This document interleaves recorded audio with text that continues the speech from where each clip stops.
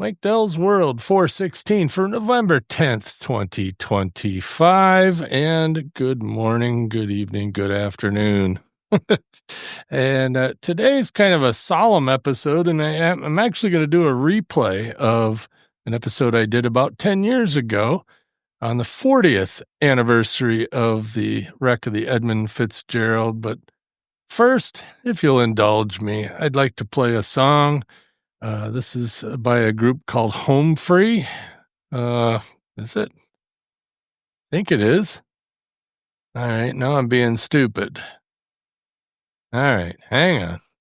Okay, I just checked, and yes, this is indeed from Home Free. Home Free is a quintet of 99.9% a cappella. And this version of the famous song made famous by Gordon Lightfoot, rest in peace. He passed away, I think, earlier this year or late last year. But this is probably my second favorite version, and since I would probably get in big trouble if I played the first version, maybe not, who knows, but here goes nothing. I'm going to play the version that Home Free did, and then I'll go into the replay of the episode I did on the 40th. So enjoy, and we'll catch you tomorrow.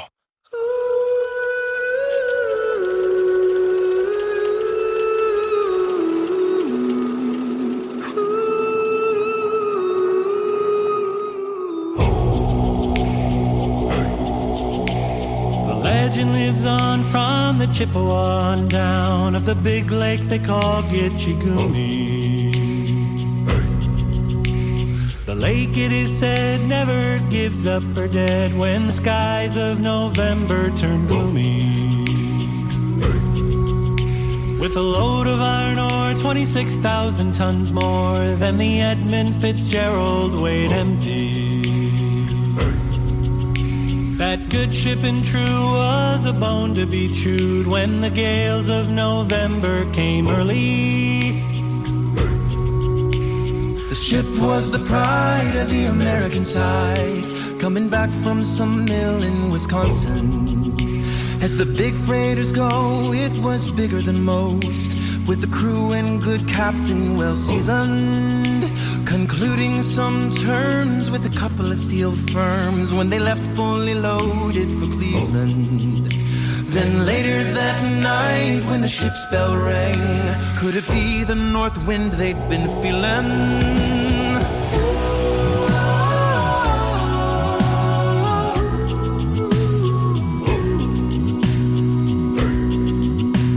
The wind in the wires made a tattletale sound, and a wave broke over the railing.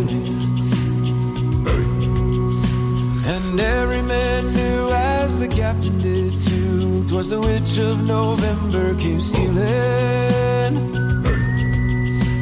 The dawn, it came late, and the breakfast had to wait when the gales of November came slashing. When the afternoon came, it was freezing rain in the face of hurricane west wind.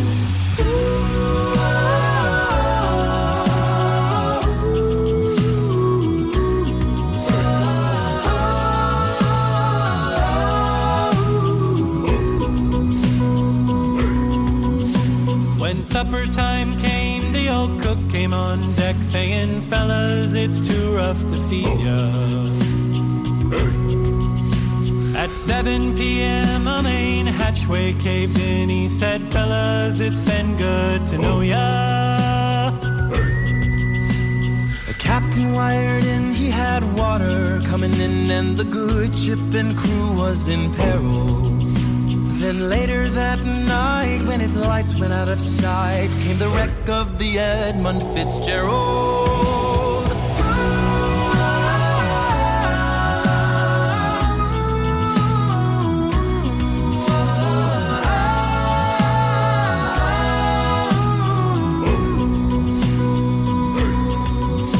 Does anyone know where the love of God goes when the waves turn the minutes to hours? The searchers all say they'd have made Whitefish Bay if they'd put 15 more miles behind her. They might have split up or they might have capsized. They may have broke deep and took water. And all that remains is the faces and the names of the wives and the sons and the daughters.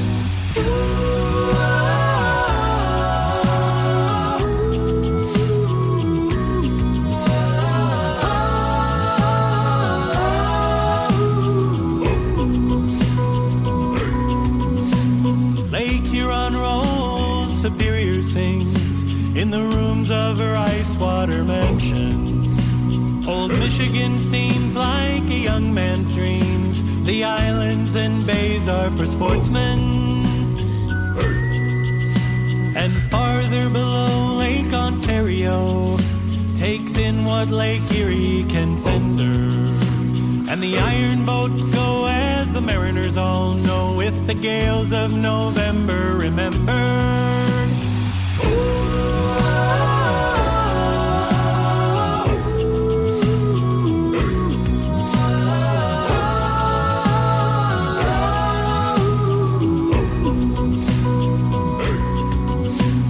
Musty old hall in Detroit, they parade in the Maritime Sailors Cathedral.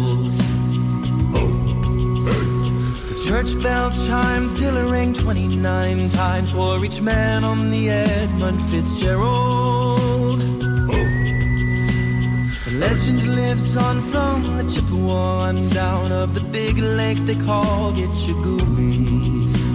Superior, they said, never gives up her dead when the gales of November come early.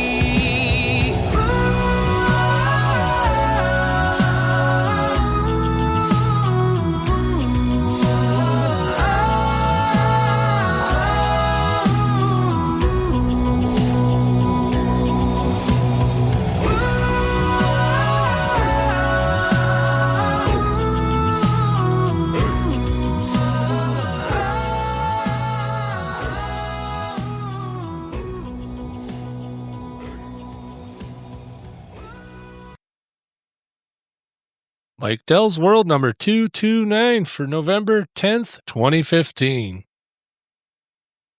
Don't bend the space-time continuum for me, babe.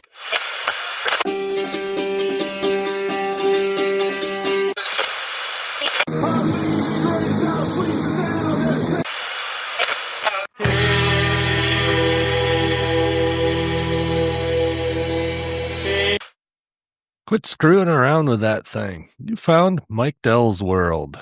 And good morning, good evening, good afternoon, whatever the case may be. This is Mike Dell. And let's see, today is November 10th, as I said at the beginning there, and it's the 40th anniversary of the sinking of the Edmund Fitzgerald. And of course, if this was a radio station, I would be playing Gordon Lightfoot's song here, but I can't do that because this is a podcast. And I got enough to talk about that I don't need to play a long song. So anyway, of course, many of you probably have heard that song by Gordon Lightfoot. Maybe you haven't. But I just wanted to tell you a little bit about the Fitzgerald. The Edmund Fitzgerald was an American Great Lakes freighter. And, of course, it sank in the storm on Lake Superior on November 10th, 1975, with the loss of the entire crew of 29. The ship was launched on June 7th, 1958. And for a while, she was the Queen of the Lakes, which is given to the ship that is the largest.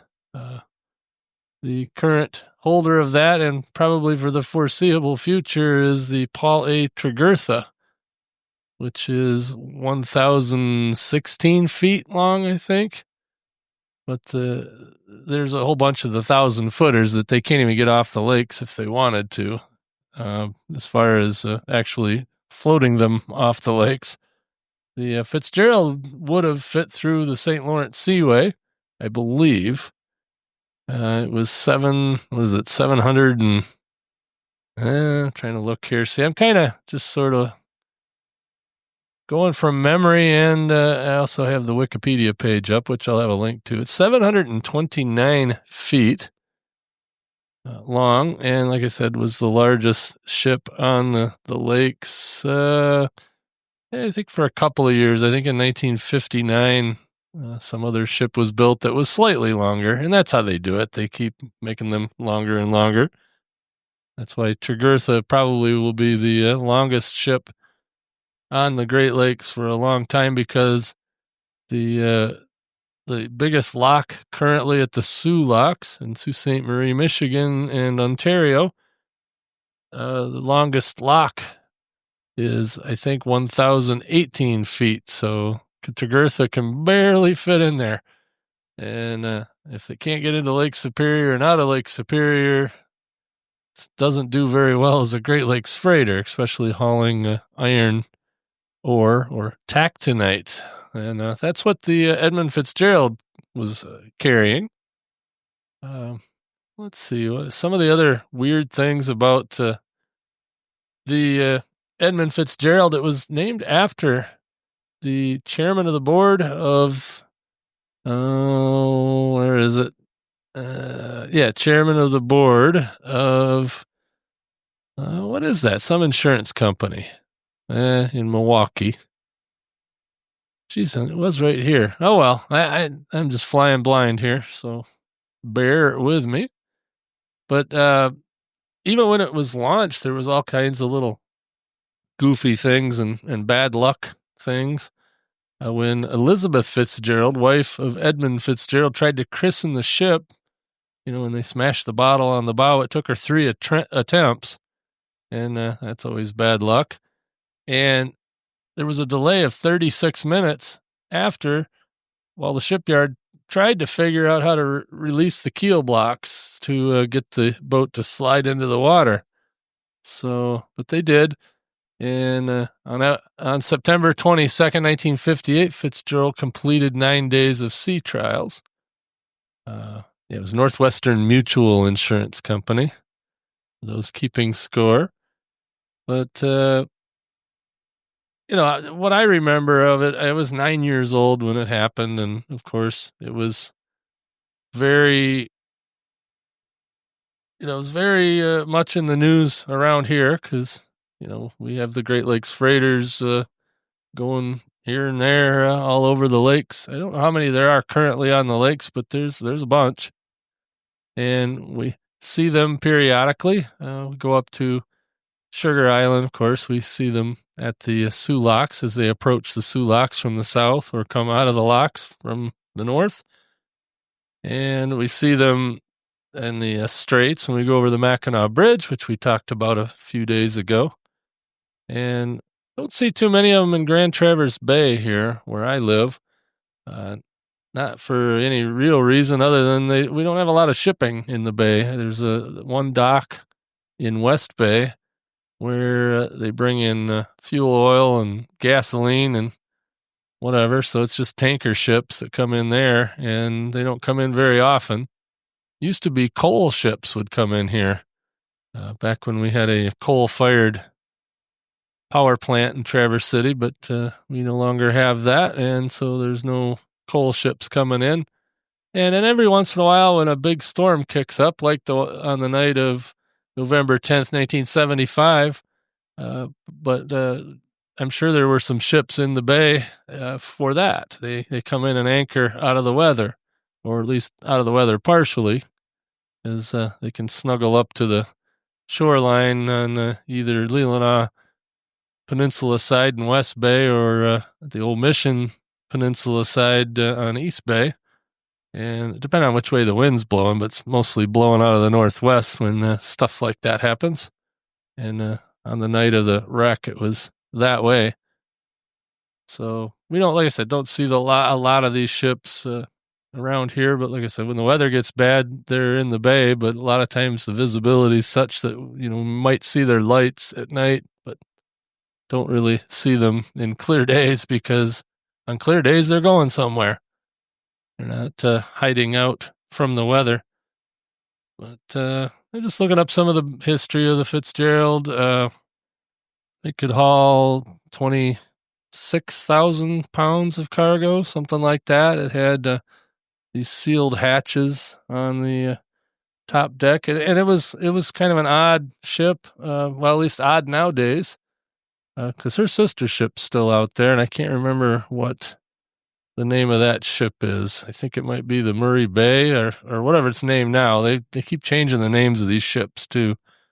But her sister ship is out there still going, and it has a forward pilot house. Most of the lake freighters nowadays have the pilot house in the back of the ship instead of on the front, and Fitzgerald was one that had it on the front, so it was one of the last of the old style freighters built on the lakes. Had originally coal fire boilers, and they were converted to oil in the 71, 72 winter layup. And they also put a diesel-powered bow thruster on in 1969 to make it a little more maneuverable.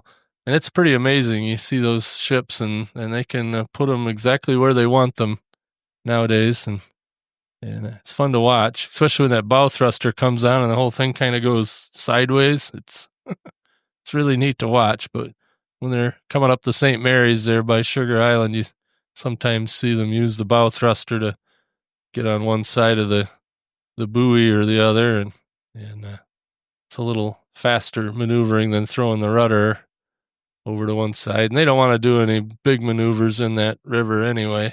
It's kind of skinny there. I mean, it's plenty big for two freighters to pass, but really not a lot of room for air in there. But let's see. Looking here, the Fitzgerald. This was another thing I'd heard, and I'm not reading this, but that they kept getting the Coast Guard to up the total gross weight of the Fitzgerald so that they could continue to have record loads. And it's a world record load that Fitzgerald had on there for a single trip was 27,402 tons. I don't know the difference between long tons and short tons, because it says something like 30,690 short tons. So I don't really know what that means, but 27,402 long tons. And for 17 years, the Fitzgerald carried basically taconite from Minnesota's Iron Range near Duluth, Minnesota, to ironworks in Detroit or Toledo and other ports. But just like I said, she had seasonal haul records of 6 different times. And it's, like I said, it was quite a ship. But I think the night that it sank, they had it overloaded. They had it loaded, with what the Coast Guard said it could take. But at some point, it probably got to be too much. So the night of the wreck, and I've got this timeline. This was at the SS Edmund Fitzgerald.org site, the timeline for the 9th of November, 1975. At 8:30 a.m., the Edmund Fitzgerald was loaded with taconite pellets at the Burlington Northern Railroad Dock Number 1 in Superior, Wisconsin. That's in the Duluth, Minnesota, Superior area there. And it was supposed to transport that to Zug Island in Detroit River. And apparently that's where they feed that stuff into all the ironworks down there, and probably the Ford Rouge plant and all that, where they make steel out of iron. And let's see, the Fitzgerald departed at 2:20 p.m. in Lake Superior en route to Detroit, and it had 26,116 tons of taconite. At 2:39, the National Weather Service issues a gale warning for the area which the Fitzgerald is sailing in. Captain Cooper on the Anderson radios a a freighter, the Edmund Fitzgerald, that he spots. That's the Arthur M. Anderson's, another ship that was following the Edmund Fitzgerald that whole day. At 4:15 p.m., the Fitzgerald spots the Arthur M. Anderson some 15 miles behind it. That was on November 9th. Okay, November 10th, 1 a.m., weather report from the Fitzgerald. The report from the Fitzgerald shows her to be 20 miles south of Isle Royale, winds at 52 knots and the waves 10 feet in height. And Isle Royale is a federal park. It's the furthest north piece of land that's accredited to Michigan, but it's way up north in Lake Superior. It's so far out you can't see it from any land in Michigan. Of course, you can see it from Ontario, Canada, because it's a lot closer to that. But anyway, that's neither here nor there. 52 knot wind. That's pretty darn good with 10 feet waves. The lakes are pretty wicked. They're as big as oceans. They're inland seas. So anyway, 7 a.m. on the 10th, weather report from the Fitzgerald. Winds are at 35 knots, waves 10 feet. And this is the last weather report that the Edmund Fitzgerald will ever make. 3:15 p.m., Captain Jesse Cooper of the SS Arthur M. Anderson watches the Fitzgerald round Caribou Island and comments that the Fitzgerald is much closer to 6 Fathom Shoal than he would want to be. And 6 Fathom Shoal is a famous spot where lots of ships have wrecked, and it's there coming into Whitefish Bay, I believe. At 3:20 p.m., Anderson reports wind coming from the northwest at 43 knots. At 3:30 p.m., radio transmission between the Fitzgerald and the Anderson. Captain McSorley to Captain Cooper. McSorley says, Anderson, this is Fitzgerald. They have sustained some topside damage. I have a fence rail laid down, 2 vents lost or damaged, and a list. I'm checking down. Will you stay by me until I get to Whitefish? And the Anderson comes back. Charlie on the Fitzgerald, do you have your pumps going? And McSorley says, yes, both of them. At 4:10 p.m., the Fitzgerald radios the Arthur M. Anderson requesting radar assistance for the remainder of the voyage. Fitzgerald, Anderson, this is Fitzgerald. I have lost both radars. Can you provide me with radar plots till we reach Whitefish Bay? Charlie on that, Fitzgerald will keep you advised of position. At 4:39 p.m., the Fitzgerald cannot pick up the Whitefish Point radio beacon. Fitzgerald radios the Coast Guard station in Grand Marais on Channel 16, the emergency channel. Between 4:30 and 5 p.m., the Edmund Fitzgerald calls for any vessel in Whitefish Point area regarding information about the beacon and light at Whitefish Point. They receive an answer by the saltwater vessel Avatars that the beacon and the light are not operating. Estimated between 5:30 and 6 p.m. Radio transmission between the Avatars and the Fitzgerald. Avatars, Fitzgerald, this is Avatars. We have Whitefish light now, but it's still receiving no beacon. Over. Fitzgerald, I'm very glad to hear it. Avatars, the wind is really howling down here. What are the conditions where you are? Fitzgerald, undiscernible shouts heard by the Avatars. Don't let nobody on deck, he's yelling. What's that, Fitzgerald? Unclear, over. Fitzgerald, I have a bad list. Lost both radars and taking heavy seas over the deck. One of the worst seas I've ever been in. Avatars, if I'm correct, you have 2 radars. Fitzgerald, they're both gone. Sometime around 7 p.m., the Anderson is struck by 2 huge waves that put water on the ship 35 feet above the waterline. The waves hit with enough force to push the starboard lifeboat down, damaging the bottom. At 7:10 p.m., this is still on November 10th, radio transmission between the Anderson and the Fitzgerald. The Fitzgerald is still being followed by the Anderson. They are about 10 miles behind the Fitzgerald. Anderson. Fitzgerald, this is the Anderson. Have you checked down? Fitzgerald, yes, we have. Anderson. Fitzgerald, we were about 10 miles behind you and gaining about 1.5 miles per hour. Fitzgerald, there is a target 19 miles ahead of us. So the target would be 9 miles ahead of you. Fitzgerald, well, I'm going to clear. Or, well, am I going to clear? Yes, he is going to pass you on to the west of you. Fitzgerald, well, fine. Anderson, by the way, Fitzgerald, how are you making out with your problem? We're holding our own. Okay, fine. We'll talk to you later. And, of course, they never did speak later. The 29 men on board Fitzgerald will never again speak. As I'm reading this from the timeline. And sometime between 7:20 and 7:30. It's estimated is when the ship vanished and sank. And I've got some actual radio transmissions just after that part in the timeline.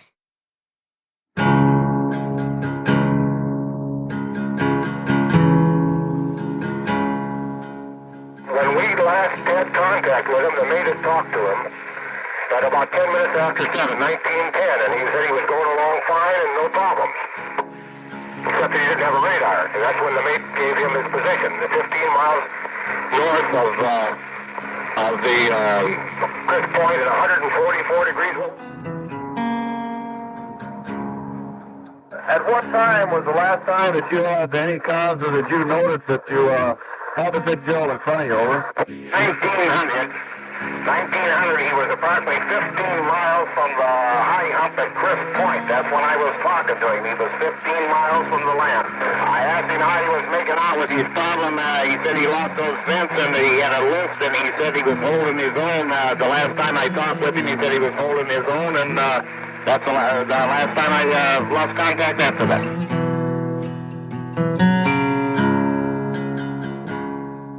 This is Joe Sue, roger that, and also, understand there were 3 outbounders that were to keep an eye out for this, for the Fitzgerald, and they passed with negative contact, is that correct? Roger on that. We tried to call him about 6 or 8 times on emergency FM and emergency FM, and every day, and we cannot reach.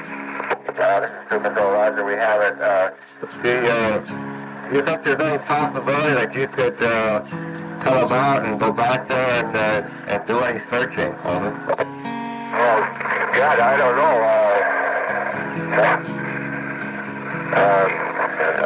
The sea out there is tremendously large. If you want me to, I can, but I'm not going to be making any time. I'll be lucky to make 2 or 3 miles an hour going back out that way.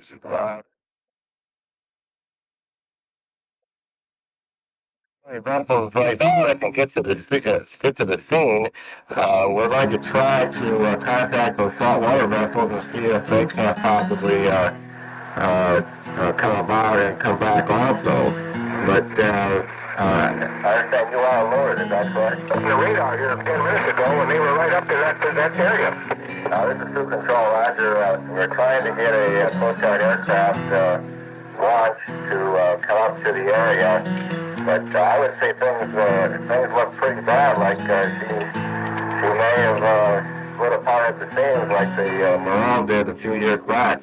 Again, you think you could come out and go back and take a look in the area? Well, I'll go back and take a look, but that I'm afraid that I'm going to take a hell of a beating out there on it, and I think it's just desperate. You can get a chopper over there, and if you pull over to the top of Mine Point, I don't know how far in there I can get.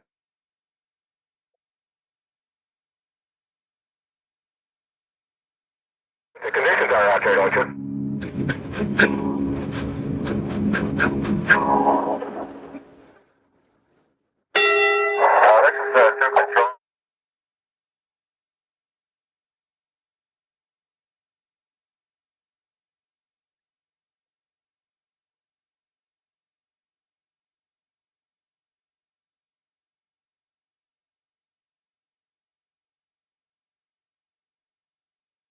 For survivors that might be in life raft or in the water, and we can only ask the masters to do the best without hazarding their vessel. The vessel you're searching for is the Edmund Fitzgerald.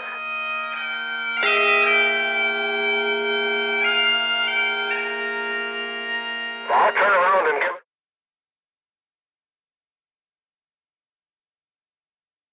Stan, would you do the best you can and see if you could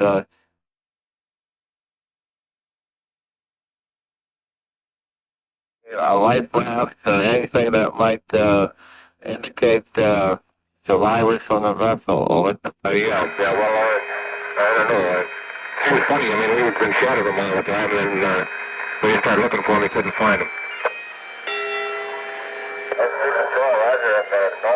No peep out of them. That's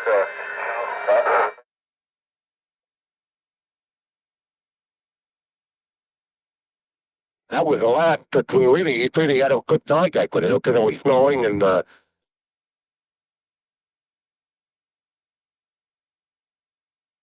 Euclid that off the starboard bow was a Canadian doing make the pass and jumped some further ahead of it. And we saw a life jacket, but they picked up.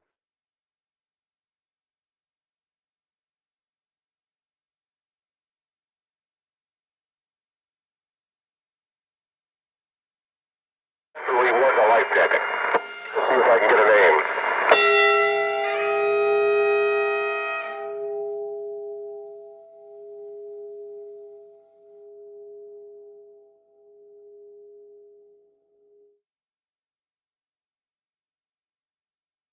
Yeah, and I got that audio off of YouTube, and that's pretty powerful stuff.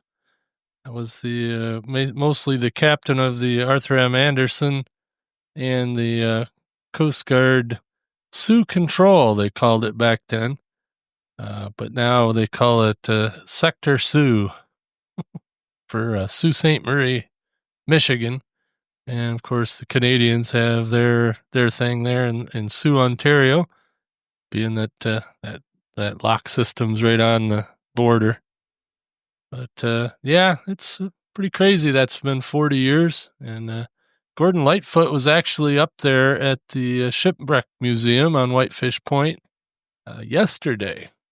He didn't come up. I guess he has something to do in Canada today, so he was up there yesterday going through the museum. At one point, they took a dive on the wreck. It took them a while to find it, but they did eventually find it. And they reproduced the bell, the ship's bell, for the Edmund Fitzgerald. And in 1995, they went down and replaced the original bell. They brought Fitzgerald's bell up, and they put the new one on there, and the new one has the names of the 29 sailors that are buried there at the wreck of the Edmund Fitzgerald.